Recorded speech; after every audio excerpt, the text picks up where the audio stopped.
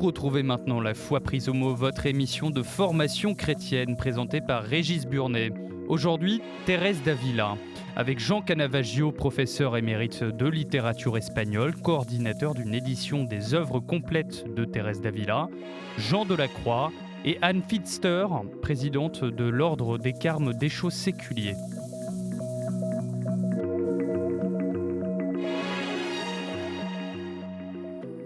Bonjour et merci de nous retrouver pour La Foi prise au mot. Aujourd'hui, nous allons parler de Thérèse d'Avila. Née en 1515 et morte en 1582, cette Espagnole a toujours déchaîné les passions en provoquant à la fois admiration et trouble. À coup sûr, c'est une personnalité hors norme, mystique parfois excessive, réformatrice du Carmel, grande spirituelle, femme de tête et docteur de l'Église. C'est aussi une femme d'une très grande modernité. Pour nous accompagner dans sa découverte, deux invités. Julia Kristeva, bonjour. Bonjour. Vous êtes psychanalyste, écrivain et vous venez de faire paraître aux éditions Fayard un livre intitulé « Thérèse, mon amour ». Le père Philippe Hugelet, bonjour. Bonjour. Vous êtes directeur de l'Institut d'études thérésiennes et vous êtes carme Déchaux.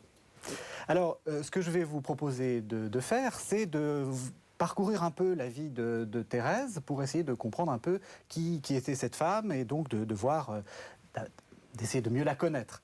Alors, pour commencer, c'est toujours pareil, on commence par la petite enfance. J'ai dit, elle naît en 1515 en Espagne. Elle naît dans quel milieu ? Allez-y. Oui, elle est née dans ce qu'on appelle le siècle d'or. C'est un grand moment de l'histoire d'Espagne, avec les conquistadors et puis déjà une grande éclosion d'art, de philosophie, de pensée qui commence à décliner déjà. Mais ce qui est très intéressant, en effet, c'est votre invitation de la situer dans son histoire familiale et dans son histoire de l'époque et de l'Europe. Je pense que c'est un projet tout à fait intéressant parce que le goût de l'histoire se perd un peu et c'est par l'histoire, en effet, qu'on peut comprendre la valeur aussi de son expérience subjective, me semble-t-il. Elle est d'une famille complexe. Du côté de sa mère, Cristiana Vieja, donc de la vieille chrétienté, et le père descend d'une famille de convertis, de juifs convertis, c'est-à-dire de marranos, qui ont subi des pressions. Du côté du grand-père qui venait de Tolède, qui était un marchand, il y a eu un procès. Il a été obligé de porter le San Benito, un signe de discrimination, on va dire, et de persécution. Il a quitté Tolède, il est venu à Avila, et les fils qui sont devenus, par conséquent, ils étaient déjà en route, mais ils sont devenus très nettement des hidalgos, des nobles, ont subi, eux, un procès dans lequel il fallait qu'ils démontrent qu'ils étaient des nobles. Et donc, mon hypothèse est que cette jeune fille, qui était très jeune au moment du procès de son père, n'était pas sans savoir ce qui se passait. Même si elle ne le dit jamais explicitement, la grande insistance sur l'honneur, sur aussi certains éléments de l'histoire biblique des Juifs, etc., laisse penser que cette ascendance n'est pas du tout quelque chose qu'elle ait ignoré. D'autant plus que d'autres mystiques espagnols sont de la même provenance et nous sommes un certain nombre maintenant de laïcs qui s'intéressent à l'histoire de la mystique espagnole, qui montrent l'importance de l'ascendance marrane dans l'intimisation les juifs convertis, des juifs convertis. De force. Oui. C'est ça qui est important. Parce que c'était l'expulsion des Juifs en 1492, et donc ceux qui devaient rester, devaient faire quand même subir quelques pressions, se sont convertis. Ils étaient suspectés de pratiquer les rites juifs aussi, et d'où la raison de la persécution, etc., de judaïser, comme on disait. Et donc, nous sommes quelques-uns à penser que cette ascendance juive a contribué à l'approfondissement, à l'intimisation de la foi. Elle devient plus discrète, moins visible, plus intense. Et c'est quelque chose que je soutiens tout au long de ce livre. Je viens d'apprendre qu'un de mes amis, le professeur Yeri Yovel, qui est le grand spécialiste de Spinoza, à l'université hébraïque. Donc, lui aussi un juif laïque.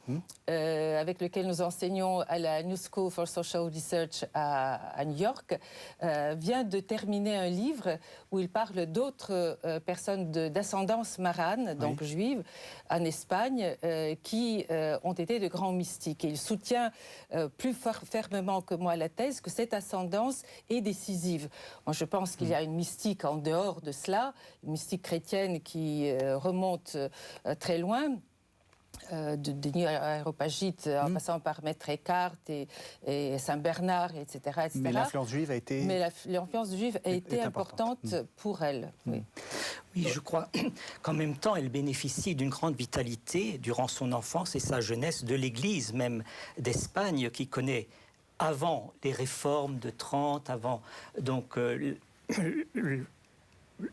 le milieu du siècle, un renouveau avec la création de nouvelles universités comme Alcalá, dont le père Jérôme Gratien va bénéficier lui-même à l'enseignement, un de ses amis plus tard, et puis avec un grand développement des livres qui vont avoir une importance considérable dans la vie de Thérèse, c'est-à-dire on imprime, on traduit, on fait connaître les pères de l'Église, entre autres. Donc une Église extrêmement vivante dont elle va elle-même bénéficier au sein, donc oui, effectivement, d'une famille où l'on sait lire, alors qu'il y a une majorité de la population qui ne sait pas lire. C'est aussi une des marques, peut-être, effectivement, de cette ascendance juive. Et puis, une famille où, effectivement, marquée par son origine et dont l'un des effets, n'est-ce pas, de ce renouveau va être le fait que les frères de Thérèse vont tous pratiquement partir vers le nouveau monde, vers en Amérique. Il y en a un qui va mourir sur les côtes africaines, sans doute, après avoir participé aux guerres en Italie, mais les autres, pratiquement tous, vont partir vers cet horizon nouveau de l'Amérique, ce qui va effectivement également ouvrir l'horizon personnel, mais nous le verrons un peu plus tard, de Thérèse. Oui, je voudrais ajouter, pour ce qui est du contexte familial, que autant on insiste sur cette ascendance juive, autant il faudrait insister aussi sur le fait que sa mère était une grande lectrice, tout en étant d'origine chrétienne ancienne, une grande lectrice de romans chevaleresques, de littérature chevaleresque. C'est un point commun avec Agnès de Loyola et avec Don Quichotte. Il y avait Don Quichotte, qui viendra plus tard. Oui, qui viendra plus tard. Mais la mère lisait beaucoup de romans de chevalerie et pour Thérèse, quelque part, la jonction s'est quasiment faite, on peut l'imaginer, entre l'excès de la foi et l'excès de l'amour courtois. Et elle est très attentive à cela. Et dans le livre de la vie, elle dit comment la mère était du côté, en effet, de cette littérature courtoise et papa voulait des livres sérieux. Donc, elle balançait probablement entre les deux. Mais je n'ai pas l'impression, en tout cas, elle le dit elle-même, qu'elle ait lu des livres théologiques. Elle ne se... Ce sont des livres, essentiellement des livres de spiritualité, des grands courants, notamment. Alors, c'est un peu plus tard, évidemment, qu'elle va découvrir le courant du recueillement, des Recorrimiento, avec les Osuna. Mais avant cela, évidemment, il y a les lettres de Jérôme, il y a les morales de Saint Grégoire, de Saint Grégoire le Grand, sur Job. Donc il y a effectivement chez elle une passion pour l'esprit chevaleresque, qui va la conduire d'ailleurs dès son enfance. Vous-même vous en faites le récit, n'est-ce pas, à s'enfuir pour être tué dans la terre des morts. Pour se faire décapiter. On voit bien qu'elle c'est une jeune fille romantique, romanesque, avec un grand souci de l'honneur, avec une filiation justement un peu compliquée. On est chez des maranes, donc des gens qui sont pas très bien vus. Et tout d'un coup, c'est une fille un peu exaltée qui tout d'un coup se convertit. Alors qu'est-ce qui se passe? Non, c'est une fille passionnée, oui. qui vit à fond ce qu'elle désire vivre. Alors elle est dans une fratrie extrêmement nombreuse. Elle est la plus aimée, la préférée du père, c'est elle-même qui le dit. Mais ce qui va la marquer plus particulièrement dans ses lectures, c'est ce qu'elle dit après comme femme de 50 ans, lorsqu'elle écrit le livre de la vie, elle voit cela avec tout le parcours qu'elle a fait, c'est que dès mon enfance, le Seigneur imprimait en moi le chemin de vérité. Et de quoi s'agit-il de ce chemin de vérité? Elle dit, nous aimions à répéter, mon frère et moi, en lisant ces récits chevaleresques, pour toujours. C'est-à-dire, au fond, me semble-t-il, l'infinité du désir déjà. Alors, elle ne va pas y être pleinement fidèle, et cela va la travailler tout au long de son enfance et de sa jeunesse, les 20 ans qu'elle connaît de tempête, comme elle dit, sur la mer orageuse de la vie.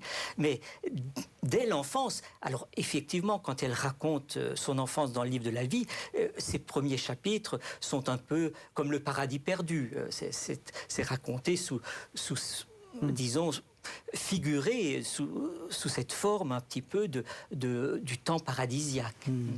Mais essentiellement, pour toujours, cette conscience qu'elle prend que le cœur, son cœur, est fait pour l'infini. Alors, qu'est-ce qui se passe? Qu'est-ce qui la pousse à rentrer donc dans un Carmel? Je crois que ce qui est très important aussi dans le vécu de son enfance, c'est en effet cette fratrie de garçons, où elle est jeune, mais entourée de jeunes gens.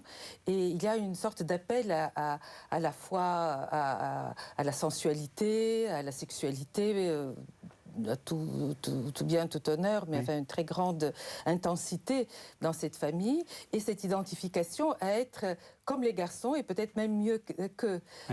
C'est une jeune fille qui est belle, qui s'habille, qui se parfume, qui se lave, elle fait beaucoup de soins corporels, mais c'est une grande joueuse d'échecs déjà, donc ce qui est quand même assez exceptionnel.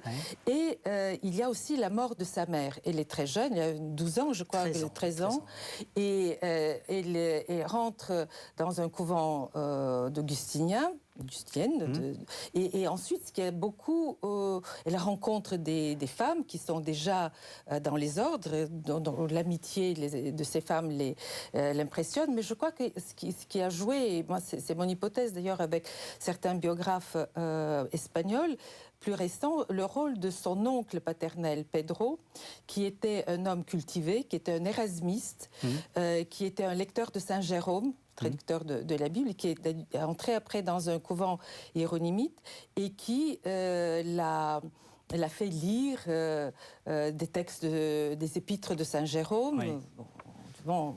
On brode beaucoup là-dessus. Et donc, l'importance de cet homme qui était à la fois un homme de la vie courante, donc un homme comme tout le monde, mais qui peut avoir une foi intense, je crois, va beaucoup l'influencer dans ses hésitations entre une vie dans le siècle, où elle se fait courtiser par les cousins, par d'autres qui rentrent chez les jeunes novices et qui sont des visiteurs divers avec certains relâchements pas très stricts quand même des habitudes à ce moment-là. Donc une tentation de ce côté-là, et l'exemple de cet homme qui, quelque séculier qu'il soit, arrive à un grand approfondissement de sa vie spirituelle. Et elle va se dire que c'est possible d'accomplir une sorte d'harmonie entre la vie du désir et la vie de l'esprit. Ce qu'il y a de remarquable dans son chemin, c'est justement ce long temps de discernement, d'hésitation avant de se décider à 20 ans pour la vie monastique. Il est certain que vis-à-vis de la vie matrimoniale, non, cela ne lui convient pas. Elle n'était pas fait pour. Non. Encore que, effectivement, lorsque elle est un peu sollicitée par l'un de ses cousins, elle le dit bien, c'était dans le respect de l'honneur et j'envisageais de me marier. Mais en même temps, la condition de la femme, de l'épouse de ce temps est telle que pour un tempérament aussi fort et si fortement ancré dans le Seigneur, déjà, elle ne peut pas véritablement si... On voit que c'est déjà une femme un peu hors norme, qu'elle est déjà... c'est pas une femme soumise. Non, certainement pas. Elle n'est jamais soumise, mais elle est, disons, travaillée par ce double désir. Le désir, d'une part, de trouver ce que le Seigneur veut pour elle, car c'est dans ces termes-là qu'elle le cherche. Qu'attend-il de moi ? Et ce désir de l'union déjà avec le Seigneur, car cette inscription en elle d'un désir infini va se traduire par cette recherche constante de sa volonté. Alors ce qui va la déterminer à entrer dans le monastère du Carmel, c'est effectivement, entre autres, la lecture, la rencontre avec Dom Pedro pendant la maladie, et son oncle, et la lecture des lettres de Saint Jérôme, qui la détermine à penser qu'il valait tout de même mieux la vie monastique pour accomplir pleinement ce désir qui l'habite que le choix du mariage. Elle rentre et puis tout d'un coup, elle a ce que vous aviez appelé la tempête. Elle a 20 années un peu rudes. Qu'est-ce qui se passe? Oui, il y a déjà un rapport à la féminité qui est assez compliqué. Sa mère meurt très jeune après avoir eu des accouchements ininterrompus, quasiment, dizaines de plus d'enfants. Donc elle a une peur, un rejet de cette féminité féconde qui détériore, en fait, qui conduit à des épreuves pour elle insupportables. Et dans les premiers textes de la vie, elle donne... Donc la vie, c'est son livre biographique. Voilà, son autobiographie voilà. Qu'elle écrit bien après. Plus tard, elle est sollicitée par ses confesseurs, ça se perd, elle le refait, enfin il y a toute une histoire éditoriale de cet ouvrage. Mais ce que je voulais dire, c'est que ce rapport à la vie matrimoniale, à la vie ordinaire des femmes, lui paraît extrêmement insupportable. Et dans les premiers textes de la vie, il y a cette image d'une religieuse qui a une maladie du ventre, une sorte de cancer. C'est-à-dire qu'elle décrit avec beaucoup de précision, comme elle sera toujours concernant les mouvements du corps comme de l'esprit. Et on a le sentiment là qu'elle vit avec énormément d'angoisse tout ce qui peut arriver à un corps féminin quand on abuse de lui et quand il est en proie à des contraintes. Ceci dit, j'insiste beaucoup là-dessus parce que cet effroi d'un certain féminin ne la rend pas du tout réticente vis-à-vis de la féminité. Et elle dit très souvent, de manière très ambiguë, à ses sœurs, ça sent trop la femme ici, soyez viriles, mes filles. Et en même temps, elle dit que Jésus a aimé les femmes, et pourquoi certains théologiens ne les aiment-ils pas? Donc elle va beaucoup promouvoir, accentuer, accompagner le développement d'un monachisme féminin et encourager ces femmes qui, pour diverses raisons, entraient dans le couvent, soit parce qu'elles fuyaient un sort insupportable, soit par de véritables vocations. Vous écoutez La Foi prise au mot sur KTO Radio avec Jean Canavagio, professeur émérite de littérature espagnole, coordinateur d'une édition des œuvres complètes de Thérèse d'Avila. Jean Delacroix et Anne Pfister, présidente de l'Ordre des Carmes Déchaux séculiers. Alors, qu'est-ce qui se passe donc vous avez déjà évoqué ces sortes de cancers, donc que vous pourrez qualifier un peu de psychosomatique, ou quelque chose d'un peu. Pas ce qui la concerne, c'était une personne qu'elle voyait. Alors, ce qui se passe entre ces deux tendances, à la fois essayer de comprendre la vie du corps avec ses désirs et ses impasses, et en même temps le désir de trouver quelque chose de sublime dans l'existence, qui dans son éducation ne pouvait être que le Seigneur.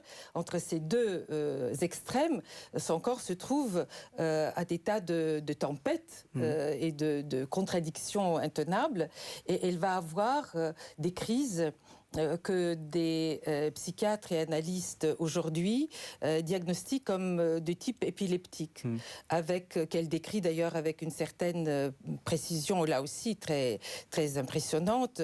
Elle perd conscience, son corps est broyé par des tremblements jusqu'aux os, elle se mord la langue, on la prend pour morte, on lui met même de la cire sur les yeux, finalement elle se réveille. Donc ça lui arrive un certain nombre de fois, donc c'est quelque chose d'extrêmement éprouvant. Mais la tendance à partir de là, qui consisterait à identifier les extases uniquement avec cet état de mal, me paraît abusive. Il faut seulement en tenir compte et voir comment, tout en passant par là, elle le dépasse et elle va vers ce qu'elle appelle l'exil de soi, vers un lieu énigmatique, qui pour elle, évidemment, le lieu divin, et qui est l'état de sublimation, de traversée du corps, de traverser même des sensations agréables, pas seulement désagréables, mais agréables aussi, dans un état de pureté, d'innocence, pour lequel seul le mot freudien de sublimation convient. Alors voilà, donc vous avez assisté faire un discours un peu psychanalytique. Comment vous le recevez? Alors, ce que je crois, il faut distinguer. Toute mystique est effectivement également psychologique, il n'y a rien...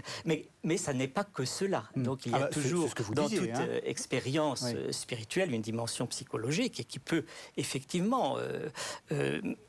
intéresser et le psychologue et le psychanalyste, et c'est une très bonne chose. Et même nous-mêmes, dans les accompagnements que nous devons faire, nous devons être attentifs, évidemment, à tout l'être, à toute la personne qui est devant nous, avec nous. Simplement, je voudrais distinguer pour ce qui est de Thérèse, la grande crise qu'elle connaît lorsqu'elle a 20 ans, après 22 ans, donc lorsqu'elle connaît le coma, bien qu'il peut être interprété comme vous le dites, et les longues années qui suivent, alors qui est aussi l'occasion pour elle de découvrir le chemin de la vie de prière et de recueillement, auquel elle va s'adonner, et puis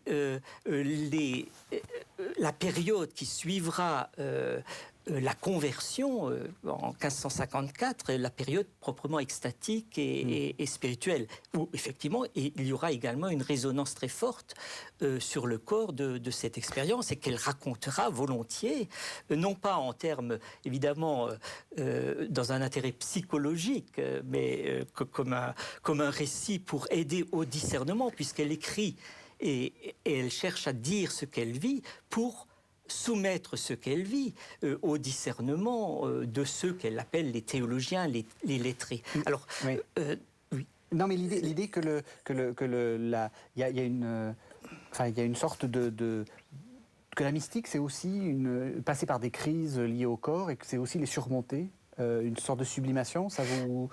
Oui, bien sûr. C'est-à-dire qu'appelle-t-on mystique C'est-à-dire, la mystique, c'est l'aventure de ce désir éveillé par la parole de Dieu. Oui. Alors, c'est cela pour nous, chrétiens, c'est-à-dire cette parole qui m'annonce que Dieu se révèle à moi, et qui éveille en moi donc le désir de le rencontrer, d'aller à sa rencontre. Alors, ce qui est remarquable chez Thérèse, c'est la force, l'enthousiasme aussi de ce désir qui est éveillé par cette parole et qui va la mettre effectivement en route. Eh bien, elle va devoir traverser, comme les mystiques en sont les premiers témoins, effectivement toutes ces réalités intérieures que la psychanalyse nous fait mieux connaître sans doute aujourd'hui, pour rester fidèle à cette parole entendue.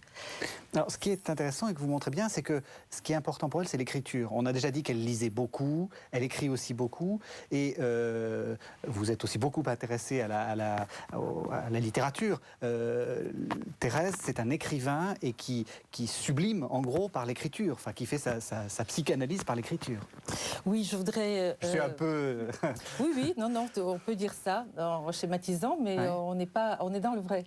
Non, je voudrais réagir à ce que dit monsieur sur la psychologie. Je creux comprendre que pour vous, la psychologie est une sorte de passage inférieur par rapport à une autre dimension qui ne serait pas psychologique. Oui, c'est ça, spirituel, oui. Voilà.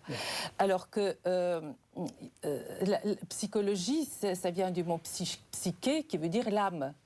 Et on a cru comprendre avec Freud qu'avec la psychanalyse, on a dépassé la psychologie des sentiments, tu veux ça, moi je veux ça, ce qui donne en général la télévision, ce qu'on appelle les opéras de savon. On voit très facilement les soap-opéras du feuilleton américain, les larmes, les jalousies, ce genre de choses. On essaie, ça fait partie évidemment de la vie humaine, mais avec l'analyse, on essaye d'élargir la conception de la psyché. D'ailleurs, on emploie de plus en plus dans le vocabulaire psychanalytique le mot âme. On appelle même la découverte freudienne découverte de l'appareil animique. Bon, ce sont des subtilités, mais ça vaut la peine d'être dit, parce que on considère que les états psychiques, qui sont des états d'excitation, des états de mal-être, par exemple la crise hystérique épileptique, je suis tellement tiraillée par ma désir que je m'effondre, je disjoncte et je ne sens plus rien. Ces états-là ne sont pas les seuls. Il peut y avoir des états où le langage intervenant, parce que l'être humain est un être de langage, le sensible passe dans le sensé. Ce que j'éprouve devient du sens. Et à ce moment-là, l'appareil psychique, les expériences, les stades du psychisme deviennent complexes. Je ne suis pas que dans l'excitation, je peux englober dans mon expérience le rapport à l'instance maternelle, par exemple, à l'instance paternelle, qui est une instance de loi, selon le judaïsme, ou de pardon, selon le christianisme, ou les deux à la fois. Et à ce moment-là, ces instances-là me permettent d'être à la fois en contact avec le corps sensible et de pouvoir le déplacer vers une idéalisation. Ce sont des idéalisations qui parfois me jouent un mauvais jeu, parce qu'ils m'écartent tellement du corps que mon corps tombe malade. Et à ce moment-là, Freud dira, mais c'est une idéalisation qui produit la névrose. Donc le mal-être. D'où sa cible absolu contre la religion, qui idéalise tellement qu'on perd le corps. Mais Freud dit aussi, il n'y a pas que ça, il y a la sublimation, il y a l'attente croyante, il y a le besoin de croire, qui fait que je peux, en cherchant le sens, en écrivant patiemment mes états d'âme, les raffiner de manière telle que sans perdre le contact avec le sensible, je raffine la signifiance, la signification, la compréhension. Et je crois que Thérèse est dans cette alchimie du verbe, comme dira Rimbaud, et au lieu de se tenir à ce que nous, pauvres Freudiens, nous considérons comme trois demeures, l'inconscient, le préconscient et le conscient, ben, elle en fait 7. Et donc elle est dans un raffinement de ce voyage qui nous la rend très intéressante aujourd'hui. Oui. Qu'est-ce que vous en pensez? Est-ce que vous êtes d'accord que pour elle, le langage est important, que le langage est important. Et que ça participe de sa compréhension d'elle-même et de son rapport à Dieu? Elle dit une chose très intéressante et très importante, je crois. Et elle distingue trois manières de recevoir la grâce. Elle dit... C'est une chose de recevoir une grâce, c'est une deuxième chose de la comprendre, et c'est une autre grâce encore de pouvoir la raconter et l'exprimer. Et ce qui lui est donné, c'est peu à peu, grâce au dialogue avec les confesseurs, dans cet effort constant de savoir ce qui se passe en moi, car il se passe des choses vraiment étranges et nouvelles. Qu'est-ce que cela signifie dans ce dialogue avec les confesseurs, à partir aussi des lectures, car les premiers comptes rendus qu'elle fait, c'est en lisant un livre et en annotant et en disant voilà ce qui me semble se passer en moi.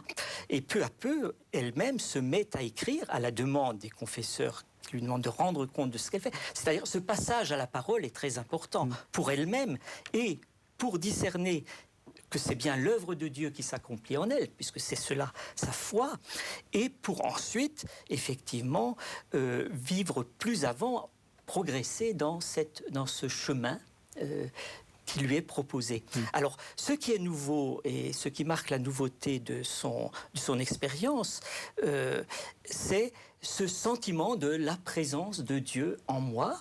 Alors, ça va l'étonner parce que je ne savais pas que c'était possible, dit-elle dans le livre de la vie, que Dieu était présent en moi. Et on me disait, ceux à qui j'en parlais, eux disaient non, il n'est présent que par la grâce. Il n'est pas présent en personne. Mais un dominicain m'a dit et m'a montré comment Dieu est véritablement présent en moi. Pour vous, le fond on va dire de la théologie thérésienne ou de la mystique thérésienne, c'est cette habitation ou cette présence de Dieu c'est ce qu'elle dit et c'est-à-dire, ce qui est le fond de son chemin, c'est la parole de l'Écriture qui dit que Dieu aime à se communiquer, c'est-à-dire dans le livre des Proverbes, plus exactement, le texte où Dieu dit « La sagesse prend ses délices au milieu des hommes ». C'est un texte qui va l'éclairer pour comprendre cette présence et pour s'émerveiller, c'est la première demeure, pour s'émerveiller de cette beauté, de cette grandeur de l'âme où Dieu lui-même habite, comme le soleil au cœur du cosmos, puisque nous sommes aussi dans une nouvelle conception du monde. Alors c'est véritablement cette parole du Seigneur entendue et lue dans les Écritures et dans le livre de la Genèse aussi. Il fit l'homme à son image et à sa ressemblance, qui est le fondement, elle le dit elle-même, le fondement de ce qu'elle écrit dans le livre de la demeure. Je cherchais un fondement, c'est l'image du château, mais un château dont la demeure la plus intérieure est la demeure de Dieu lui-même. Parce que le château est intérieur. Le château, c'est un monde intérieur. Oui. Il y a un monde en nous. Le château, c'est moi. Alors elle dit, oui, et il faut y entrer. Alors comment ça? Vous êtes vous-même le château et il faut y entrer. Qu'est-ce que cela signifie? Ah, mais il y a bien des manières d'y être. Estar y estar. Et il y a bien des manières d'exister dans ce château que nous sommes et qui est la demeure même de Dieu. Alors on a dit qu'il fallait, que le texte était important chez Thérèse. Je vous propose que vous nous en lisiez un petit bout de texte et puis après je lirai ce que vous écrivez sur le texte et je demanderai aux frères de réagir dessus.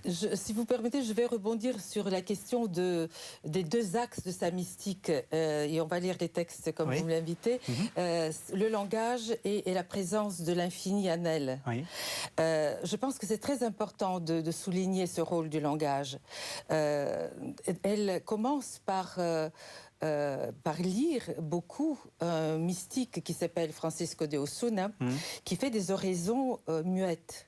Le slogan, excusez-moi, le slogan, j'ai trouvé ça, c'est se recueillir, c'est en quelque sorte se transformer dans l'objet de son recueillement. Voilà. C'est-à-dire que je me recueille en Dieu et d'une certaine façon, je me divinise. Voilà, elle se divinise, mais dans un premier temps, elle est invitée à une espèce d'osmose sensorielle pour laquelle elle éprouve une grande attraction et c'est la grande jouissance physique de cette pénétration du corps propre par la présence de ce grand autre qu'est le divin. Et dans cette pénétration dont nous allons lire tout à l'heure la description, elle participe avec tous ses sens, et en particulier les sens tactiles, d'où la métaphore du bain et les 4 eaux qui vont la baigner, etc. Parce qu'elle va essayer de traduire cette expérience d'osmose muette en langage. Alors, pourquoi elle va essayer de le traduire? Parce qu'elle se rend compte que cette expérience de ce mystique un franciscain un peu dissident, un peu illuminé, l'a conduit à la fois à des grandes jouissances, mais aussi à des grands dangers psychiques. Parce qu'elle perd ses contours, elle perd son identité, elle est toda engolfada, elle est complètement engloutie dans ce divin qui la tue. En même temps, c'est à la fois jouissif et extrêmement mortifère. Et donc, encouragée par ses confesseurs, elle va essayer de raconter. On va lui dire, mais racontez-nous, faites-la et écrivez. Et là, je trouve quelque chose de très important. Les dernières interventions de Benoît XVI m'y font penser aussi, le rôle du langage dans le christianisme. Moi, vous insistez beaucoup là-dessus. En filigrane, je suis linguiste, je me suis beaucoup intéressée au langage littéraire. Si nous avons en Europe cette culture très laïque, et sans référence directe, et même ayant coupé les fils de la tradition chrétienne, et notamment catholique, c'est parce que nous venons de là. Nous venons de cette importance de la parole pour rendre compte des états psychiques. ce qui n'a été fait dans aucune culture avec autant de précision. Donc nous sommes un peu les rebelles de cette culture, mais nous sommes des rebelles endettés. Le moment est venu peut-être de le reconnaître. Donc elle commence à raconter et il trouve une capacité, je dirais, polyphonique qui rivalise avec les sommets de la langue castillane pour rendre compte de ces états-là. Et c'est ça qui va la sauver. Bon, ça c'est le côté romanesque, si vous voulez, de son écriture, parce qu'elle dit « je ne suis pas théologienne, je donne cette fiction pour qu'on comprenne ». C'est-à-dire que par la fiction, qui est une sorte de narration du racontard, en fait, c'est pas de la haute théologie. Elle essaie de raconter ce qu'elle sent. Et c'est ça qui est la véritable théologie, c'est le discours mystique, c'est du récit. On trouve ça chez saint Thomas, d'ailleurs, c'est le jeune saint Thomas, que la théologie, c'est narrativus signorum, des signes narrés, de narration. Mais des elle histoires. fait ça, des histoires. Et alors là, on retrouve la question du divin. En effet, c'est une instance qui a de l'autorité, qui a de l'amour, qui est au-delà d'elle, qui l'excède, mais elle le trouve au fond d'elle. Dans l'amour qu'elle lui porte et qu'il lui porte, elle se vit comme l'épouse de Dieu. Et les confesseurs lui disent, mais attention, il faut attendre, pas tout de suite. C'est le propre des mystiques d'aller un peu trop vite. Brûler les étapes. Mais non seulement ça, mais elle s'identifie, il est en elle. On la retrouve dans la 7e demeure. On regarde dans le coffret, dans l'étui, le joyau, le diamant, etc. C'est au fond d'elle. Quand elle voyage, qu'est-ce qu'elle trouve? Mais Dieu est en elle. On lui dit, mais attention, vous ne devenez pas Dieu, vous vous rapprochez. Il y a des corrections dans le texte de ces confesseurs, les confesseurs qui apportent des corrections dans le texte pour qu'elles ne se prennent pas pour Dieu quand même. Mais il y a ce mouvement d'homologation avec le divin qui va fasciner quand même les penseurs des siècles qui suivent, et notamment Leibniz. C'est quelque chose que je n'ai pas trouvé beaucoup. C'est un philosophe allemand du XVIIe siècle. Voilà, et qui est, pour tous ceux qui ont fait des études au moins jusqu'au bac, ils savent qu'il est l'inventeur du calcul infinitésimal, des monades où chaque entité, on ne peut être seul que si une entité comporte le divin. Et il dit, mais il y a une religieuse qui m'a précédé dans cette voie, c'est Sainte Thérèse d'Avila, parce qu'elle contient Dieu en elle-même. Vous écoutez La Foi prise au mot sur KTO Radio avec Jean Canavagio, professeur émérite de littérature espagnole, coordinateur d'une édition des œuvres complètes de Thérèse d'Avila. Jean Delacroix et Anne Pfister, présidente de l'Ordre des Carmes Déchaux séculiers. Mais avant d'arriver à cette vision épurée, quasi géométrique de son identification avec le grand autre, elle passe par des étapes qui sont beaucoup plus sensuelles. Et ce que je voudrais dire, c'est que généralement dans les visions catholiques, et je pense que vous serez plutôt dans cette tendance-là, on pense que les derniers textes de Thérèse sont purement épuré, si je puis dire, que la présence du corps est minime. Or, si on les lit attentivement, les métaphores, y compris la 6e et la 7e demeure, sont assez charnelles. Moins que ce que je vais lire, oui, que vous on va lire parce que mais après, quand même assez... Vous répondrez... Voilà. On va lire très peu, peut-être. Très peu, parce qu'il nous reste un petit quart d'heure d'émission et j'aimerais quand même qu'on parle des fondations du Carmel, mais c'est important d'entendre sa voix. Alors, je percevais, c'est dans la vie... Chapitre 29, 11, 14. Je percevais un ange près de moi, du côté gauche, sous une forme corporelle. Il n'était pas grand, mais petit et très beau. Son visage enflammé semblait indiquer qu'il appartenait à la hiérarchie la plus élevée, celle des esprits tout embrasés d'amour. Ce sont, je pense, ceux que l'on nomme chérubins. Je voyais entre les mains de l'ange un long dard qui était d'or et dont la pointe de fer portait à son extrémité un peu de feu. Quand parfois il me semblait qu'il me passait ce dard au travers du corps, du cœur, et l'enfonçait jusqu'aux entrailles. Quand il le retirait, on aurait dit que le fer les emportait avec lui, et je restais tout embrasé du plus grand amour de Dieu. Et puis je saute un peu. Ainsi, il n'a pas le temps d'endurer ni souffrir. Presque aussitôt, elle entre dans la jouissance, porque viene luego gozar y así no hay lugar de tener. Donc c'est une jouissance qu'elle éprouve, mais à partir d'une mise en scène avec des connotations très érotiques de cette relation. Et alors vous écrivez... Je vous salue Thérèse, femme sans frontières, physique érotique, hystérique épileptique, qui se fait verbe, qui se fait chair, qui défait en soi hors de soi, flot d'images sans tableau, tumulte de paroles, cascade d'éclosions converties en langue à l'écoute de qui, de quoi, écoute le temps gravé, tympan, gorge, cri et cri, nuit et lumière, trop de corps et sans corps, hors matière, matrice vide, béante, palpitante pour l'aimer, je passe un peu, il est en elle est en lui, pressenti, senti, englouti, sensation sans perception, d'art ou cristal, transpercée ou transparente, telle est la question, transverbération, donc c'est le nom qu'on donne un peu savant à cet état-là, et encore inondation, la madré est le plus viril des moines, le plus adroit des meneurs d'âme, un jumeau du Christ, elle est lui est elle, la vérité c'est moi, c'est lui au fond intime de moi. Qu'est-ce que vous en pensez? Vous le mettez à l'épreuve, là. Oui. Oh, ça, effectivement, cette interprétation est tout à fait compréhensible, étant donné notre propre culture, marquée par Freud, Lacan. Pourquoi pas? Ça n'a rien de gênant. C'est simplement, je crois que cela s'inscrit ici dans un contexte polémique aussi, où Thérèse doit rendre compte de ce qui se passe en elle et de cet amour, effectivement, qui la saisit dans tout son être, pour le Seigneur. Mon amour pour lui grandit jusqu'à ce récit qu'elle fait, jusqu'à cette formidable jouissance douloureuse. Alors elle dit bien, ça n'est pas corporel. Et en même temps, cela rejaillit sur le corps. Et c'est de l'intérieur et du plus profond que cela jaillit. Et Dieu aussi, nous ne sommes pas des anges, nous avons un corps. Tout à fait. Et c'est bien cela. Oui, non, c'est vrai.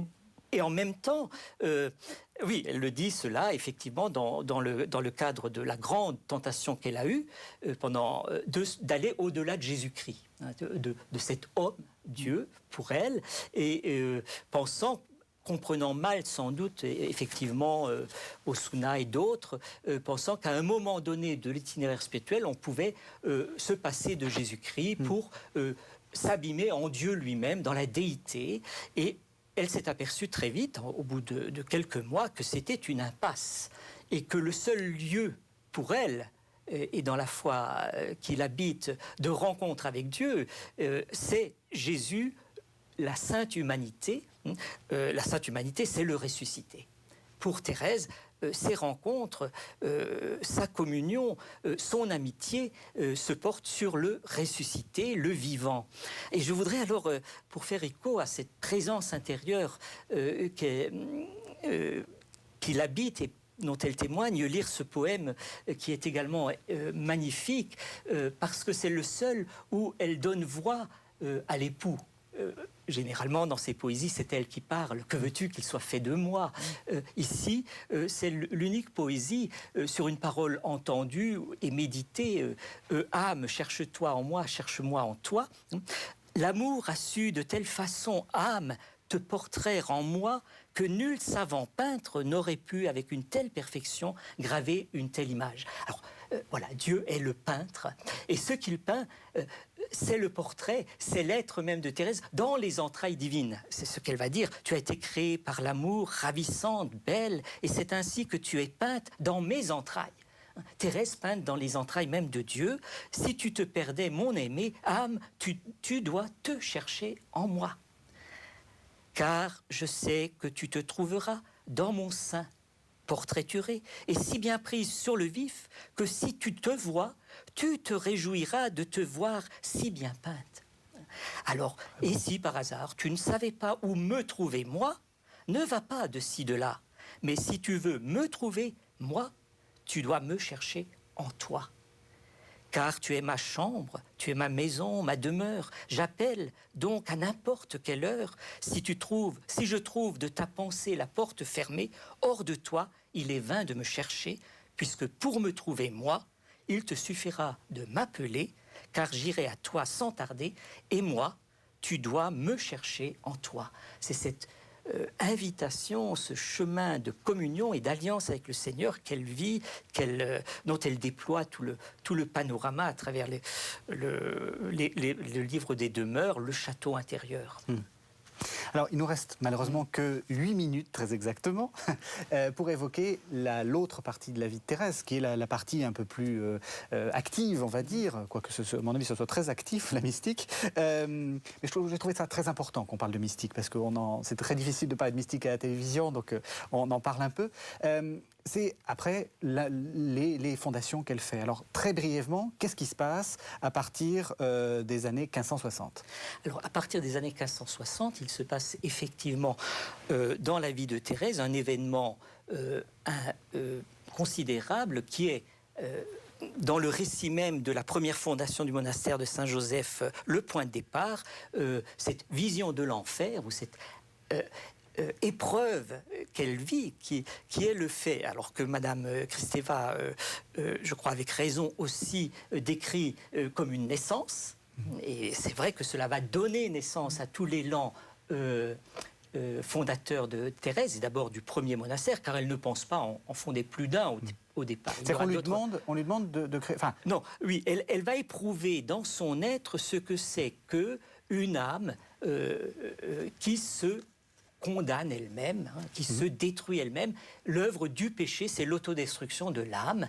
Et elle va en ressentir ensuite, comme effet, une immense compassion pour tous ceux qui se perdent. Nous sommes dans un siècle où le salut et la perdition sont inscrites dans la trame la plus profonde de la vie religieuse. Il y a Luther par ailleurs, mais donc c'est ce drame. Alors elle va éprouver une telle compassion pour tous ceux qui se perdent, qu'elle se demande, mais que puis-je faire pour le Seigneur? Et c'est à partir de cette expérience que, en dialogue avec tous ceux qu'elle a déjà réunis autour d'elle dans le monastère de l'Incarnation, pour des groupes ce que nous appellerions aujourd'hui des groupes de prière, elle va entreprendre peu à peu cette première fondation du monastère, qui sera la fondation du monastère de Saint-Joseph. Mais c'est avant tout pour répondre à ce désir du salut, manifesté. Il m'a montré le lieu d'où il m'a délivré, il m'a manifesté sa miséricorde, et maintenant je voudrais que tous sachent que le Seigneur les aime et veut leur salut, c'est-à-dire leur plein accomplissement. Alors,